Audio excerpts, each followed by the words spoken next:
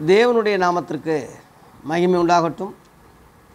அப்போஸ்தலர்களின் மறுபக்கம் என்ற தலைப்பில் 4ஆம் பாகமாக இன்றைக்கு 3ஆவதாக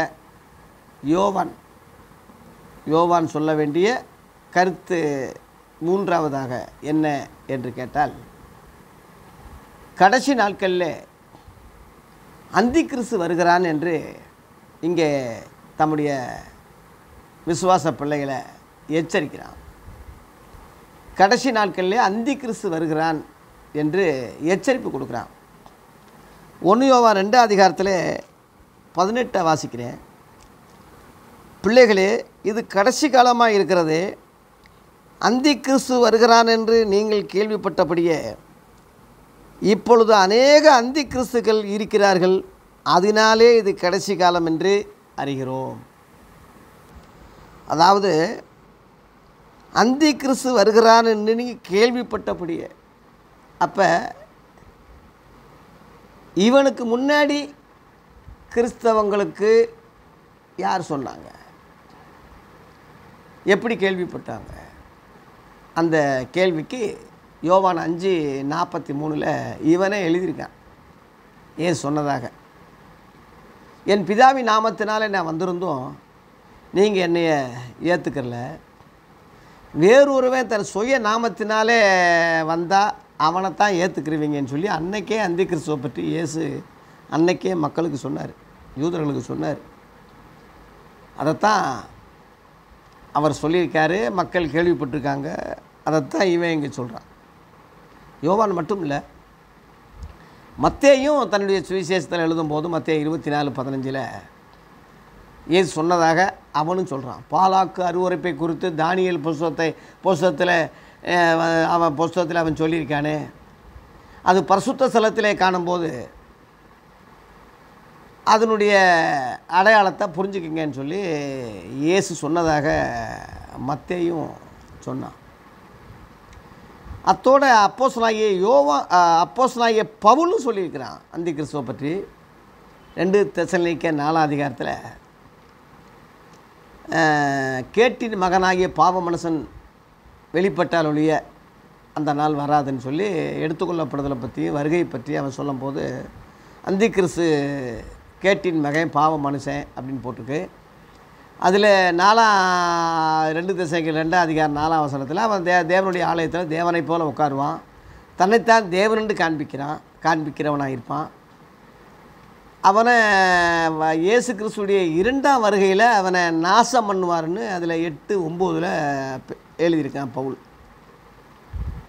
அதனால் ஆதி அப்போஸ்தலர்கள் எல்லாரும் ஏறக்குறைய சொல்லியிருக்கிறாங்க. இயேசு முதல்ல சொல்லியிருக்கிறாரு. அதான் கேள்விப்பட்டபடியே நீங்கள் கேள்விப்பட்டீங்க இல்லையா? அந்த அந்திக்கிறிஸ்து இன்னைக்கு அநேகர் வந்துட்டாங்க. அதனால் இது கடைசி காலம் அறிகிறோம். இயேசு கிறிஸ்து பிரசங்கமாக தொடங்கும் போதே கடைசி காலம் ஆயிடுச்சு.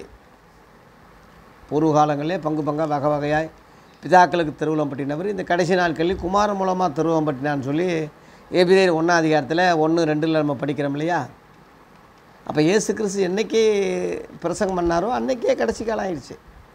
அந்த 1ஆம் நூற்றாண்டு கடைசியில் தான் இந்த யோவான் எழுதுகிறான். தொடக்கத்தில் கடைசி காலம் சொல்லும்போது முடிவுலையும் கடைசி காலம் தான் சொல்லலாம். இப்போ ஒரு நாள் காலையில் தொடங்கும்போது எந்த தேதியை சொல்கிறோமோ, எந்த நாளை சொல்கிறோமோ, சாயங்காலத்துலேயும் அந்த நாளை தான் சொல்லுவோம், அந்த தேதியை தான் சொல்லுவோம். அது காலை, அது மாலை, அந்த மாதிரி. ஒரு நாள் காலை ஆனாலும் சரி, மதியம் ஆனாலும் சரி, மாலை ஆனாலும் சரி, நைட்டு 12 மணிக்கு, இரவு 12 மணிக்குள்ளே அந்த நேரங்கள் முழுவதும், இன்னும் சொல்லப்போனால் 24 மணி நேரமும் கொண்டது தான் ஒரு நாள். அந்த ஒரு நாளை எந்த டயத்தில் எந்த நேரத்தில் சொன்னால் கூட அது அந்த நாளையும் அந்த தேதியும் சொல்லலாம் இல்லையா? அது மாதிரி தான் கடைசி காலமாக சொல்லப்போனால் முடிவு காலம் உள்ள நமக்கு கடைசி காலம் முடிய போகுது. 1 கொரிந்தியர் 10:11-12 முடிவு காலத்தில் உள்ள நமக்கு எச்சரிப்பு உண்டாகும்படி எழுதப்பட்டிருக்குன்னு பவுல் எழுதுகிறான். கடைசி காலம் இயேசு தொடங்கினது, அந்த கடைசி காலம் முடிய போகுது, முடிவு காலம்னு பவுல் சொல்கிறான். இப்படி நம்ம அந்த வகையில் நம்ம அதை புரிஞ்சுக்கிறணும். ஆகவே அந்தி கிறிஸ்துவனுடைய அடையாளங்களை சில காரியங்களை நான் சொல்கிறேன் உங்களுக்கு. இவனே சொன்னது தான், நான் சொல்கிறேன்னா நானாக சொல்கிறேன். ஆகவே இந்த அந்தி கிறிஸ்து அடையாளங்களை இவன் என்ன சொல்கிறான்னா பாருங்கள், அதில் 22-23 1 யோவான் 2 இயேசுவை கிறிஸ்து அல்ல என்று மறுதலிக்கிறவனே அல்லாமல் வேறு யார் பொய்யன்? பிதாவையும் குமாரனையும் மறுதலிக்கிறவனே அந்தி கிறிஸ்து அப்படின்னு சொல்லி ரொம்ப தெளிவாக அடையாளம் காட்டுறான்.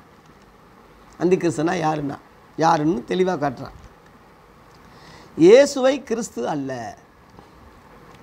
யூதர்கள் முழுவதும் கிறிஸ்துவை தான் எதிர்பார்த்தாங்க.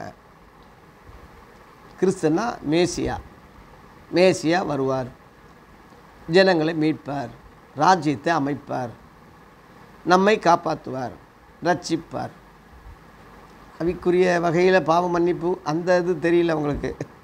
உலக பிரகாரமான ரட்சிப்பு, அதாவது மீட்பு, ராஜ்யம் அமைக்கிறது, இப்படி நினச்சாங்க. ஏன்னா பழைய ஏற்பாடு முழுவதும் வெட்டுக்குத்து, சண்டை, ராஜ்யம் அமைக்கிறது, ஒருத்தன் நாட்டை ஒருத்தன் பிடிக்கிறது, ஆட்டையை போடுறது, இப்படித்தானே இருந்தாங்க. அந்த நிலைமையில் வர்றவங்க தானே அவங்க. இன்ன வரைக்கும் இஸ்ரேலில் அப்படித்தானே சண்டை போட்டுக்கிட்டு இருக்காங்க. இப்போ வரைக்கும் ஆவிக்குரிய வகையில் அவங்க எதையும் யோசிக்கலை. அதனால் அவங்க எழுத்தின்படி யூதனே தவிர ஆவிக்குரிய யூதன் அல்ல. எழுத்தின்படி யூதனானவன் யூதன் அல்லன்னு பவுல் சொல்கிறான். ரோமர் 2 நீங்கள் 28-29 பார்த்தீங்கன்னா, மாம்சத்தின்படி யூதனானவன் யூதன் அல்ல, ஆவின்படி யூதனானவனே யூதே அப்படின்னு சொல்கிறான். ஏன் அந்த திரும்ப யூதன் ஆவின்படி கூட யூதனை ஏன் சொல்கிறான்னா, யூதான்னா கர்த்தரை துதின்னு அர்த்தம். ஆதியாகமம் 34-35 போட்டிருக்கு இல்லையா, நான் இன்னும் கர்த்தரை துதிப்பேன்னு யூதான்னு பேரிட்டான்ருக்கு. யூதான்னா கர்த்தரை துதிக்கிறது. பூமியின் குடிகளே எல்லாரும் கர்த்தரை துதிங்கள் பாடுங்கள்னு சொல்லும்போது, பூமியின் குடிகள்லாம் கர்த்தரை துதிக்கும் போது பாடும்போது அவங்க எல்லாம் ஆவிக்குரிய யூதர்களாகிறாங்க. இஸ்ரவேலர்னால் தேவனுடைய மக்கள்னு அர்த்தம். அவரோட நாமத்தின் மேல் விசுவாசமுள்ள அவர் ஏற்றுக்கொண்ட எத்தனை பேர்களோ அத்தனை பேரும் தேவனுடைய பிள்ளைகளாகும்படி அதிகாரம் கொடுத்தாருன்னு யோவான் 1:12 இருக்குது. அப்போ உலகம் முழுவதும் இன்றைக்கி இஸ்ரவேலர்களாக யூதர்களாக ஆவிக்குரிய வகையில் சொல்லலாம், மாம்சத்தின்படி கிடையாது. அந்த வகையில் தான் இஸ்ரவேலின் தேவன் அப்படி அவங்க புரியாமல் சொன்னாலும் நம்ம புரிஞ்சு கொள்ளும்படி அப்படி எடுத்துக்கலாம். இந்த பஞ்சாயத்து இந்த இது தேவையில்லை. ஒரு உலக இரட்சகர், அதனால் ஏன் இரட்சகர், உலகத்துக்கு மீட்க வந்தார், அதனால் ஏன் மீட்பர், இப்படி போயிடுவோம். நம்ம எல்லோரும் புறஜாதியிலிருந்து வந்ததுனால இஸ்ரேல் நாட்டில் உள்ள கடவுளை போய் நம்ம கும்பிடணும்னு ஒரு நாட்டுவோ ஒரு ஜாதியவோ ஒரு மத அடிப்படையில் வர்றவன் பேச்சை நம்ம கேட்கணும்னு அவசியம் இல்லை. ஆகவே இந்த ஆதி அப்போஸ்தலர்கள் அதுக்கு விதிவிலக்கு. அப்படிப்பட்டவங்க அல்ல அவங்க. யூதர்களாக மாம்சத்தின்படி இருந்தாலும் மாம்சத்தின்படி அவங்க இனிமேல் நான் கிறிஸ்துவை பார்க்க மாட்டோம், இனிமேல் அவர் தேவகுமாரன், உலக இரட்சகர், அப்படி தான் சொன்னாங்க. இப்போ இந்த யூதாவும் யாக்கோப்பும் இயேசுவோடு கூட பிறந்த சகோதரர்கள் தான். ஆனாலும் இயேசுவை தேவகுமாரன்னு சொன்னாங்க. அதனால தான் அவருக்கு நாங்கள் ஊழியக்காரங்கன்னு சொன்னாங்க. பிதாவையும் இயேசுவை குமாரனாகவும் அவங்க விசுவாசித்தாங்க, நம்பினாங்க, அதை மக்களுக்கு எழுதுனாங்க. அதைத்தான் இங்கே போட்டிருக்கு, இயேசுவை கிறிஸ்துன்னு நம்பணும். மெஸ்ஸியான்னு சொல்கிறீங்கள, அந்த மெஸ்ஸியா தான் இயேசு. இப்போ வந்த இயேசு அந்த மெஸ்ஸியா தான். இதை எவன் நம்புகிறானோ அறிக்கை பண்ணுறானோ அவன் தேவனால் உண்டாயிருக்கான், அவன் தேவனுடைய பிள்ளை ஆகுறான். கிறிஸ்தவன் என்று பேர் பெறுறது அவனுக்கு பொருந்தும். ஆனால் இயேசுவை கிறிஸ்து அல்ல என்று ஒருத்தன் மறுதலிக்கும் போது அவன் பொய்யேன்னு இருக்கு. யார் மறுதலித்தாங்க? யூதர்கள் மறுதலித்தாங்க, அவங்க பொய்யர்கள். புறஜாதிகள் கூட இயேசுவை ஏற்றுக்கிட்டாங்க. சமாரியரில் கிறிஸ்துன்னு சொல்லி ஒருவர் வருவார், மேசியா, அவர் நமக்கு எல்லாத்தையும் சொல்லுவார்ன்னு சொல்லி அந்த சமாரியா பொம்பளை யோவான் 4 சொல்லும்போது, உன்னுடனே பேசுகிறேன் நானே அவர்ன்னு சொல்கிறாரு 26. நம்ம அசந்து போயிடுச்சு. ஊரெல்லாம் போய் கிறிஸ்து தானா, அந்த கேள்விப்பட்ட வருவார்னு சொல்கிறது இவர் தானே ஊருக்கெல்லாம் போய் சொல்லுது. அந்த ஊர் மக்கள்லாம் அவர் பிரசங்கத்தை நேரடியாக கேட்டு அதில் 42 சிறிய ஒன்று சொல்லி நிமித்தம் அல்ல, அவர் உபதேசத்தை நேரடியாகவே கேட்டோம், மெய்யாகவே வருகிறவாங்கிய அந்த உலக இரட்சகர் தேவகுமாரன் இவர் தான். அவங்க ஏற்றுக்கிட்டாங்க, நம்பினாங்க. அப்படி புறஜாதிகளே கிறிஸ்து இவர் தான்னு இயேசுவை ஏற்றுக்கிற போது சொந்த ஜன யூதர்கள் இந்த இயேசுவை கிறிஸ்துன்னு சொல்லி ஏன் ஏற்றுக்கிறல? அப்படி ஏற்றுக்கிறாதான் பொய்ய. அதில் பொய்ய கூட்டத்தில் தான் சவுல் இருந்தான், அதாவது பவுல் அங்கே தான் இருந்தான். மதவெறி, சாதி வெறி, கிறிஸ்தவங்க எல்லாரையும் துன்பப்படுத்தினான். ஸ்தேவான் கொலைக்கு உடந்தையாக இருந்தான். அவனை இயேசு சந்திக்கும்போது அப்போஸ்தலர் 9ஆம் அதிகாரத்தில் நீங்கள் யார் அப்படின்னு கேட்குறான். சவுலே சவுலே ஏன் என்னை துன்பப்படுத்துகிறேன்னு இயேசு பேசும்போது தரிசனத்தில் அவன் 2 கண் அப்படியே பேரொளியில், அந்த இயேசு தானே ஒளி, பேரொளி காக்கும்போது அவன் 2 கண் அவிஞ்சு போகுது. அதாவது பார்வையெல்லாம் போகுது. எப்படின்னா உங்களுக்கு நான் விளக்கணும்னா, நடு மத்தியானம் வெயில் சூரியனை அப்படியே கொஞ்சம் நேரம் பார்த்துக்கிட்டே இருங்க, உங்கள் கண்ணே தெரியாது. ஒரு உதாரணம் சொல்கிறேன், அப்புறம் கொஞ்சம் நேரம் கழித்து தான் தெரியும். அதுபோல் இயேசு கிறிஸ்து மத்தியானத்தில் பேரொளியாக வந்தாருன்னு அவன் சாட்சி கொடுக்குறான். மத்தியானத்திலேயே ஒரு பேரொளின்னா அடே எங்கள் அப்பா இயேசு எப்படிப்பட்ட ஜெகஜோதி. அதனால தான் பரலோகத்தில் சூரியன் சந்திரனும் தேவையில்லை, இவர் அங்கே இருக்கிறதுனால ஆட்டுக்குட்டியானவரே விளக்குன்னு இருக்குது. இவர் தான் அந்த இவர் ஒரு ஆளே இருந்தாலும் போதுங்க, பரலோகமே எப்பயுமே வெளிச்சமாக தான். அதனால் தேவ பிள்ளைகளே, இந்த இயேசுவை கிறிஸ்து என்று, கிறிஸ்து என்றால் அபிஷேகம் பண்ணப்பட்டவர். சங்கீதம் 2:6 என் ராஜாவை சியோனிலே அபிஷேகம் பண்ணி வச்சேன் அப்படின்னு சொல்கிறார். அப்போஸ்தலர் 10:38 பேதுரு சொல்கிறான், இயேசு கிறிஸ்துவை வல்லமையினாலும் பரிசுத்தாவின் அபிஷேகத்தினாலும் தேவன் அபிஷேகம் பண்ணார். அதனால தான் அவர் நன்மை செய்கிறவராக சுற்றி திரிந்தார். பிசாசின் பிடியில் அகப்பட்ட யாவரையும் சுற்றி விடுதலையாக்கக்கூடியவராக நன்மை செய்கிறவராக சுற்றி திரிந்தார்னு அங்கே சாட்சி கொடுக்குறான். அந்த அபிஷேகம்தான் அவர் கிறிஸ்துன்னு அர்த்தம். அந்த கிறிஸ்துவை யூதர்கள் எதிர்பார்த்தாங்க. இந்துக்கள் லிபஸ்டியா அப்படின்னு சொல்லி சொன்னாங்க. அந்த அபிஷேகம் பண்ணப்பட்டவர் லிபஸ்டியா நமக ஓம் ஸ்ரீ லிபஸ்டியா நமக என்று சொல்லி பிராமணக சமஸ்கிருதத்தில் ஓதுனாங்க. அதுக்கு மூல உண்டான அது சமஸ்கிருதம் நவமொழி, அதை மந்திரம். அதை தமிழில் மொழிபெயர்த்த அபிஷேகம் பண்ணப்பட்டவரே உமக்கு ஸ்தோத்திரம்னு அர்த்தம். நமஸ்காரம்னா ஸ்தோத்திரம், அந்த நன்றி சொல்கிற ஸ்தோத்திரம். இப்போ நம்ம பைபிளில் பொதுவாக மொழிபெயர்த்ததெல்லாம் சமஸ்கிருத வார்த்தை தான் நிறையா இருக்குது. ஏன்னா இது மொழிபெயர்த்தது டாக்டர் ஹென்றி. அவர் ஒரு பிராமணர், ரட்சிக்கப்பட்டு மொழிபெயர்த்திருக்கார். அதனால் இந்த சமஸ்கிருத ஜே ஸ்திரீ ஜலம் இதெல்லாம் சமஸ்கிருதத்துடைய வார்த்தை தான், சுத்த தமிழ் கிடையாது. அது சுத்த தமிழில் பெண்ணேன்னு தான் வரும், ஸ்திரீக்கு. ஜலத்துக்கு தண்ணீர்னு வரும். தேவகுமாரன் சொல்கிறதுக்கு இறைமைந்தன் வரும் சரியான தமிழில் சொன்னால். இங்கே சுவிசேஷம் இருக்குது, அது அது நற்செய்தின்னு வரும் அதில் தமிழில். அதனால் நமக்கு எழுத்துக்கள் மாறினாங்களோ பொருள் எப்பொருள் யார் யார் வாய் கேட்பினும் அப்பொருள் மெய்ப்பொருள் காண்பது அறிவு. இங்கிலீஷில் காஸ்பல்னு சொல்கிறாங்க, இந்தியில் ஒன்று சொல்கிறாங்க, மலையாளத்தில் ஒன்று சொல்கிறாங்க, தமிழில் ஒன்று சொல்கிறாங்க. எத்தனையோ மொழிகளில் எத்தனையோ மொழிபெயர்ப்புகளில் இருந்தாலும் பொருள் என்ன என்பது தான் முக்கியமே தவிர அந்தந்த மொழிக்கு ஆதரவாக மொழி பற்றுதல் உள்ளவனா, சாதி பற்றுதலும் மொழி பற்றுதல் தேசப்பற்று அப்படி நம்ம போயிடக்கூடாது. எல்லாரும் ஆதாமுடைய ஜீன், ஒன்றே குலம் ஒருவனே தேவன் என்பது, ஒரே இரத்தத்திலே வந்தவங்க என்பது தான் சரியான புரிதல், சரியான ஒரு அறிவே தவிர சின்ன சின்ன வட்டம் போட்டு அதில் ஆயிடக்கூடாது. இந்த யூதர்கள் குறுகுல புத்தியில் அவன் இருக்கிறதுனால, மதவெறியில் இருக்கிறதுனால, கிறிஸ்து தான் மெஸ்ஸியா வந்தால் தானே இருந்தாங்க. அந்த மெஸ்ஸியா தான்டா இவர். எலியா அப்போ முந்தி வரணும்னு சொன்னாங்களே, அந்த எலியா யாருன்னா அவன் தான் யோவான் சானங்க. அவனை தெரியாமல் நீங்கள் கொண்டுட்டீங்க, அது மாதிரி இவரையும் தெரியாமல் கொல்ல போகிறீங்க, வசனம் அதனால் நிறைவேற போகுதுன்னு இயேசுவும் சொன்னார், அப்போஸ்தலரும் சொன்னாங்க. அறியாமையினால தான் சிலுவையில் அறைஞ்சாங்க. மகிமையின் கர்த்தரை அறிந்தார்களானால் சிலுவையில் அறைஞ்சிருக்க மாட்டார்களே என்று 1 கொரிந்தியரில் 2:8 பவுல் அதுக்கு தான் எழுதுனான். இயேசு கூட சிலுவையில் தொங்கும்போது பிதா கிட்ட அதான் ஆண்டவரே தாங்கள் செய்து இன்னதுன்னு அறியாமல் இருக்காங்க, மன்னிங்க அப்படின்னு சொல்லி அவரும் மன்னிப்பு கொடுத்தாரு. ஏன்னா தெரியல, இன்ன வரைக்கும் தெரியாமல் இருக்காங்க. அதை ஒரு சிலர் தெரிஞ்சவங்க யூத கிறிஸ்தவங்கன்னு சொல்லி இன்றைக்கி இஸ்ரேல் நாட்டில் தனி ஜெபம் வழிபாடு கோயில் கிறிஸ்தவ ஆலயங்கள் இன்றைக்கி இருக்குது. அவள் கொஞ்சம் பேர் தான். ஆனால் அந்த சவுல் பவுலாகும் போது தாமதமின்றி கிறிஸ்துவ அதாவது இயேசுவை தேவகுமாரன்னு சொல்ல ஆரம்பிச்சிட்டான்னு அதில் 20ஆம் வசனத்தில் இருக்குது. அப்போஸ்தலர் 9:20 தாமதமின்றி இவர் தான் தேவகுமாரன்னு சொல்ல ஆரம்பிச்சிட்டான். எல்லோரும் கேட்குறவங்களாம் ஆச்சரியப்பட்டாங்க. தேவகுமாரன் சொல்கிறவர் தான் கிறிஸ்து, அந்த கிறிஸ்து தான் மெசியா.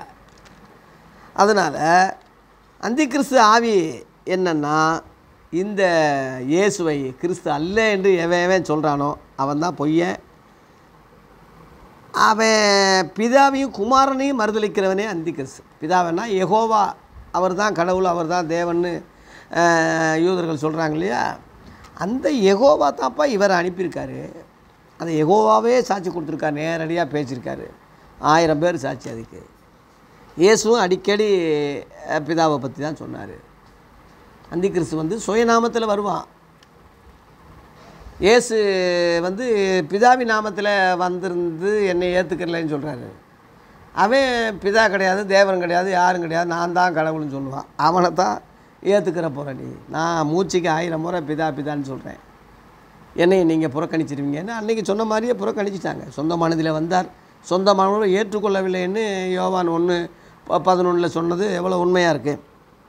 ஆகவே பிதாவையும் மறுதளிக்கிறான்.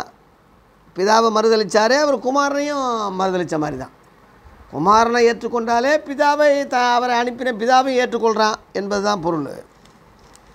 அடுத்து அந்தி கிறிஸ்துவுடைய அடையாளம் என்ன, யாரை கண்டுபிடிக்கணும்னா, நீங்கள் 1 யோவானில் 4ஆம் அதிகாரத்தில் எத்தனையோ ஆவிகள் உலகத்தில் தோண்டியிருக்கு. எல்லா ஆவிகளையும் நம்பாதீங்க. அந்த ஆவிகள் தேவனால் உண்டாக இருக்கணும், சோதிங்க, சோதித்து பாருங்கள் அப்படின்னு சொல்லிவிட்டு 2ஆம் வசனத்தில் தேவ ஆவியை நீங்கள் எதனால் அறியலாம்னு சொன்னால், மாம்சத்தில் வந்த இயேசு கிறிஸ்துவை அறிக்கை பண்ணுகிற எந்த ஆவியும் தேவனால் உண்டாக இருக்குது. 3 மாம்சத்தில் வந்த இயேசுவை அறிக்கை பண்ணாத எந்த ஆவியும் தேவனால் உண்டானதில்லை. வருமென்று நீங்கள் கேள்விப்பட்ட அந்தி கிறிஸ்துடைய ஆவி அதுவே, அது இப்பொழுது உலகத்தில் இருக்குது. தெளிவாக போட்டு. அதனால் மாம்சத்தில் வந்து இயேசுவை அறிக்கை பண்ணுறதுன்னா அது அர்த்தம் என்னென்னா, அவர் சொன்ன உபதேசத்தை கடைப்பிடிப்பதும் அறிக்கை பண்ணுவதும், அல்லது அறிக்கை பண்ணி கடைப்பிடிப்பதும், அல்லது சொல்வதும், அந்த சத்தியத்தின்படி நடப்பதுமே அவரை அறிக்கை பண்ணுகிற காரியமே தவிர வேறு அல்ல. அறிக்கை பண்ண இயேசு அப்படி சொல்கிறது இல்லை வாயில். ரோமர் 10ஆம் அதிகாரத்தில் 9:10 ஒரு வசனம் இருக்குது பாருங்கள். இந்த இயேசுவை தேவன் எழுப்பினார் என்று உன் இருதயத்தில் விசுவாசித்தா நீ ரட்சிக்கப்படுவாய்.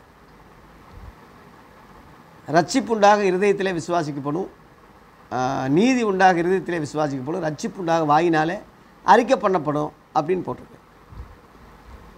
அப்போ தேவன் இவரை எழுப்பினார்னு சொல்லும்போது தேவனை நம்ப ஆரம்பிச்சிடுறான், இவர் குமாரன் நம்ப ஆரம்பிச்சிடுறான்.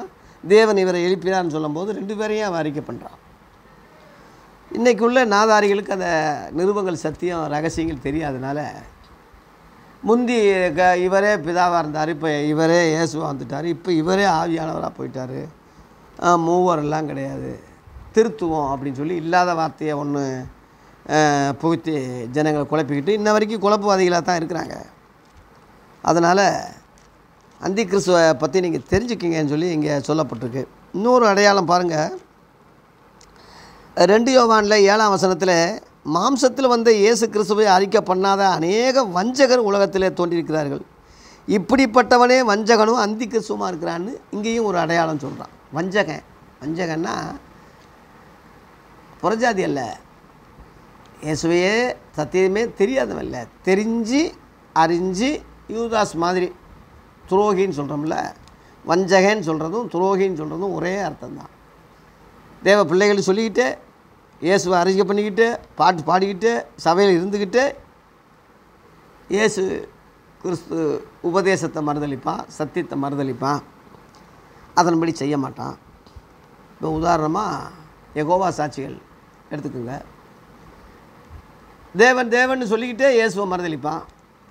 இயேசுவையும் நாங்கள் இப்போ கும்பிட ஆரம்பிச்சிடுவோம், தேவனுக்கு சமப்படுத்திடுறோம்னு சொல்லி அதிலிருந்து பிரிஞ்ச ஒரு குரூப் இருக்குது. ஒரு நாதாரி கூட்டம், சார்லஸ் குரூப்புன்னு சொல்லி ஒரு கூட்டம். அவங்க இயேசுவையும் நாங்கள் அட்ஜஸ்ட் பண்ணிக்கிறோம்னு சொன்னாலும் ஆவியானவரை விட்டுருவான். அது ஒரு சக்தி, ஒரு புகை, அது ஒரு பவர், அது ஆளுத்துமுடையவர் அல்லன்னு வசனத்தை மறுதளித்து வசனத்தை தப்பாக விளக்கம் கொடுத்து அவன் போதனையை அவன் போதனையை அங்கே புகுத்துவான். இவன் தான் வஞ்சகன் இருக்குது. வஞ்சகன் கூட இருந்துக்கிட்டே துரோகம் பண்ணுறவன், இயேசு பேரை சொல்லிக்கிட்டே இதே பைபிளை எடுத்துக்கிட்டே இதை பற்றி மறுதளிக்கிறவன் வஞ்சகன். 9ஆம் வசனம் பாருங்கள். 2 யோவான் 9ஆம் வசனத்தில், கிறிஸ்துவின் உபதேசத்தில் நிலைத்திராமல் மீறி நடக்கிற எவனும் தேவனை உடையவன் அல்ல. கிறிஸ்துவின் உபதேசத்தில் நிலைத்திருக்கிறவனோ பிதாவையும் குமாரனையும் உடையவன். ஒருவன் உங்களிடத்தில் இந்த உபதேசத்தை அவன் கொண்டு வராமல் இருந்தால் அவங்க வீட்டில் கூட ஏற்றுக்கிறாதீங்க, அவனுக்கு வாழ்த்துதல் கூட சொல்லாதீங்கன்னு இருக்குது. ஸ்தோத்திரம் கூட சொல்லக்கூடாது, வாழ்த்து கூட சொல்லக்கூடாது. ஏன்னா அவனுக்கு வாழ்த்துதல் சொல்லுகிறோம், அவனுடைய துர்க்கிரிகளுக்கும் பங்குள்ளவனாக இருக்கிறான். கொஞ்சம் பொலித்தமாக முழுமாவே இப்போ பண்ணும். நீங்கள் யெகோவா சாட்சிகிட்ட அதிகமாக பேசாதீங்க. அங்கேருந்து பிரிஞ்சு நாங்கள் யெகோவா சாட்சி கிடையாது, நாங்கள் பைபிள் மாணாக்கள், நாங்கள் ரசல் குரூப்பு, அவங்கெல்லாம் நாங்களும் வெறுக்கிறோம், சரியில்லைன்னு செப்பை கட்டி ஒருத்தன் வந்தாலும் அவன் விட இவன் மோசமாக இருக்கான். அவனாவது தனி பைபிளை உருவாக்கி அவனை கூட நேருக்கு நேரு சொல்கிறான். இவன் இதே பைபிளை வச்சுக்கிட்டு இதே வசனத்தை ஆவியானவர் மறுதளித்து இயேசுவை சொல்லுவான். இயேசுவையும் மறுதளித்த மாதிரி தான். என்ன இயேசு ஆவியானவரை பற்றி இவர் வந்தார் போனார் நினைப்பு விட்டுவார், இவர்னு சொல்லும்போது ஆளுத்தும் உடையவரா இயேசு சொல்லும்போது ஆளுத்தும் உடையவர் என்று இல்லைன்னு இவன் சொல்லி இயேசுவையும் நம்புகிறோம்னா பொய் தானே. இயேசுவை நம்புகிறோம்னா அவர் சொன்னதை நம்பு. அவர் என்ன சொல்கிறாரு, ஆவியானவரை இவர் வந்தார் போனார்னு சொல்கிறாரு, ஆளுத்தும் உடையவராக காட்டுறாரு. அதை நீ அப்படியே ஏற்றுக்கிறாம அதெல்லாம் கிடையாதுன்னா அப்போ அவர் சொன்னது நீ மறுதளிக்கிறதான்னு அர்த்தம். அப்போ இயேசுவை மறுதளித்தா அவர் அறிக்கை பண்ண பிதாவையும் தானே நீ மறுதளிக்கிற, பிதாவையும் குமாரனையும் மறுதளிக்கிறவன் தானே அந்திகிறிஸ்து, இவன் தானே. அதான் வீட்டில் கூட ஏற்றுக்கிறாதீங்கன்னு சொல்கிறான். அதனால் இந்த நாதாரிகளை குறித்து ஜாக்கிரதையாக இருங்க, வெளிப்பாருங்க. ஆகவே அந்தி கிறிஸ்து கடைசி காலத்தில் வருகிறான் என்ற ஒரு எச்சரிப்பை ஆதி அப்போஸ்தலருக்கு அந்த யோவான் சொன்ன மாதிரி இந்த எளிய ஊழியக்காரன் இன்றைக்கி இந்த சத்தியத்தை இந்த முடிவு காலத்தில் நமக்கு எச்சரிப்பு உண்டாகும்படி சொல்கிறேன். திருந்திக்கிங்க, நிருபங்கள் அதிகமாக படிங்க, ரகசியங்கள் வெளியாகிருக்கு, அதை படிங்க. இனிமேல் ஒரு புதிய வெளிச்சம், புதிய வெளிப்பாடு, புதிய உபதேசம் இனிமேல் வர்றதுக்கு காத்திருக்காதீங்க. என்னப்பா செய்யணப்பா, சொல்லுங்கப்பா செஞ்சிடுறேன்னு இனிமேல் சொல்லுங்கப்பா, என்னப்பா செய்யணும்னு சொல்லி இனிமேல் இயேசு பேசுவார், நம்ம கேட்போம், சொல்லுங்கன்னு இனிமேல் காத்திருக்காதீங்க. உங்களை நீங்களே ஏமாற்றிக்கிறீங்கன்னு அர்த்தம். ஏற்கனவே சொல்லிட்டார் யோவான் 15:15 என் பிதாவின் இடத்துல கேள்விப்பட்ட எல்லாத்தையும் சொல்லிட்டேன் நான். அதனால சிநேகிதன்னு சொல்லி சீசர்களை சொன்னார். யோவானில் அது மத்தேயில 13:35 உலகத்தோற்று முதல் மறைந்திருந்த ரகசியங்கள்லாம் நான் உங்களுக்கு ஊமைகளாலேயே சொல்லிட்டேன்னு சொல்கிறாரு. அதிலேயே 11ஆம் வசனத்தில் பரலோராஜ்யத்தின் ரகசியங்களை அறியும்படி உங்களுக்கு அருளப்பட்டது, அவர்களுக்கோ அருளப்படலைன்னு பழைய ஏற்பாட்டுக்காரங்களை அவர்களோ என்று உங்களே என்பது இயேசுவின் சீடர்களாகிய கிறிஸ்தவங்களுக்கும் பரலோராஜ்ய ரகசியங்களை அறியும்படி சொல்லிட்டார். சொன்னதை நீ உள்வாங்கி நினச்சி அதன்படி நடக்கணுமே தவிர புதிய வெளிப்பாடுக்காக புதிய தரிசனத்துக்காக நீ காத்திருந்தீன்னா வேறொரு இயேசுவுக்காக வேறொரு சுவிசேஷத்தை சொல்லக்கூடியவனாய் வேறொரு ஆவியில் நீ இயங்கக்கூடியவனாக போயிடுவேன். அதை குறித்து ஆதி அப்போஸ்தலர் எச்சரித்தாங்க. நாங்கள் பிரசங்கித்த இந்த சுவிசேஷத்தை இல்லாமல் வேறு சுவிசேஷம் கிடையாது. அப்படி எவனாவது இனிமேல் புதுசாக வானத்தின் தூதனே இறங்கி வந்து சொன்னாலும் அவன் சபிக்கப்பட்டவன். முன் சொன்னது போல் திரும்ப சொல்கிறோம். அவன் சபிக்கப்பட்டவன் சபிக்கப்பட்டவன்னு 2 தடவை கலாத்தியர் 1 8, 9 சொன்னாங்க. பார்த்துக்க. 2 கொரிந்தியர் 11 3 4 அதில் சேர்த்துக்க. 3 அந்த 2 கொரிந்தியர் 11 4 வேறொரு இயேசு, வேறொரு சுவிசேஷம், வேறொரு ஆவின்னு இருக்குது. அதான் இன்றைக்கி நாதாரியை சொல்லிட்டு தெரியுதான். தயவுசெய்து புதிய வெளிப்பாடு கிடையாது, நூதன சீசனாக இருக்க விரும்பாத, பிசாசு அடைந்த தண்டனை அடைஞ்சிடுவான்னு 1 தீமோத்தேயு 3 6, 7 இருக்குது. நூதனம்னா புது விதமாக ஒன்று இன்னும் மேலே வரும்னு நினைக்காதீங்க. ஏற்கனவே சொல்லியாச்சு. 2000 வருஷத்துக்கு முந்தைய 1ஆம் நூற்றாண்டிலே சொல்லிட்டாரு. 4 சுவிசேஷங்கள், அதனுடைய விளக்கங்கள், நிருபங்கள் இருக்குது. கடைசி தரிசனம், தெற்கு தரிசனம், வெளிப்பாடு ஃபுல்லாக வெளிப்படுத்தின விஷயத்தில் கடைசியில் முட்டிட்டு ஆமேன்னு முட்டிட்டு. இந்த இதில் ஒன்றையும் கூட்டாதீங்க, குறைக்காதீங்க. ஒரு எழுத்தாகிலும் மாற்றாதீங்க, வைக்காதீங்க. இதை மெய்யாகவே இதை நான் சீக்கிரம் வர்றேன், இதை அறிவிக்கிறவர் தான் மெய்யாகவே நான் சீக்கிரம் வர்றேன்னு சொல்கிறாரு. கூட்டாதீங்க, குறைக்காதீங்கன்னு சொல்லிட்டார், அன்றைக்கே சொல்லிட்டார். அதுதான் நம்ம வேதமாக இருக்கணும், வார்த்தையாக இருக்கணும். அதுதான் சொல்லிட்டாருன்னு சொல்லணுமே தவிர இனிமேல் சொல்லுங்கப்பா நான் செஞ்சிடறேன்னு சொல்கிறது முட்டாத்தனத்தின் உச்சக்கட்டம், அறியாமையினுடைய உச்சக்கட்டம். அது எவன் சொன்னாலும் தப்பு தான். எவன் சொன்னாலும் பெரிய ஆள் சொன்னால் பெருமாளா, தங்க ஊசினி கண்ணில் குத்துவியா, எதை பாரகரே பரிசீரேன்னு சொன்னாலும் ஐயோன்னு தான் சொன்னார். ஏன்னா அவன் சரியாக நழுத்தலை. அதனால் உபதேச காரியங்கள் சத்தியம்னு வந்துட்டா எவன் இருக்கு? சத்தியம் பேசாதவன் எவ்வளோ பெரிய ஆளாக இருக்கட்டுமே, பெரிய ஆள். தேவனுக்கு உடையவர்கள் நீங்கள் மனுஷனுக்கு அடிமையில் ஆகாதீங்க. மனுஷனை அதிகமாக தெய்வமாக்காதீங்க. அவன் சொல்கிறதெல்லாம் எந்திரினா எந்திரி, உட்காருனா உட்காரு, டான்ஸ் ஆடினா ஆடு, குறு சுற்றுனா சுற்று, விசிலண்ணா விசில் அடி. விசில் அடித்தான் குஞ்சிகளா நீயே முட்டா பையங்களை. இயேசுவை பின்பற்றுங்க, அப்படி ஆதி அப்போஸ்தலரை பின்பற்றுங்க. அந்திக்கிறிஸ்து அடையாளத்தை புரிஞ்சுக்குங்க. அதனால் எச்சரிப்புண்டாகும்படி திரும்ப திரும்ப சொல்கிறேன், திருந்திக்குங்க மகனே, சகோதரர்களே, சகோதரிகளே. கர்த்தர் நம்மை காப்பாராக. நன்றி.